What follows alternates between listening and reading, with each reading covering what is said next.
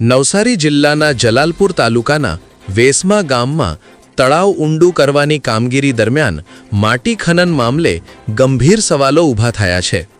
સ્થાનિક ગ્રામજનોના આક્ષેપ મુજબ જિગ્નેશ આહિર અને રોહિત શેઠિયાના નામ સાથે ગેરરીતિપૂર્વક મોટા પાયે માટી ખોદાણ થઈ રહ્યું હોવાની ચર્ચા છે।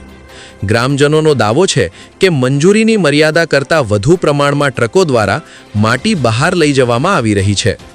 મળતી માહિતી મુજબ 10,000 મેટ્રિક ટન સુધીની પરવાનગી હોવા છતાં રોજના 300 થી 400 જેટલા હાઈવા ટ્રકો માટી લઈ જતા હોવાનો આક્ષેપ છે। જો આ દાવાઓ સાચા સાબિત થાય તો સરકારી તિજોરીને લાખો રૂપિયાનું નુકસાન થવાની શક્યતા નકારી શકાય તેમ નથી। આ મામલે ખાણ ખનીજ વિભાગના અધિકારી પ્રવીણ ખાંભલા અને એફએસ અધિકારી દિનેશ વૈયા સામે પણ સ્થાનિકો દ્વારા પ્રશ્નો ઉઠાવવામાં આવ્યા છે। ગ્રામજનો દ્વારા તળાવની તાત્કાલિક માપણી અને સમગ્ર મામલે નિષ્પક્ષ તપાસ કરવાની માંગ ઉઠી રહી છે।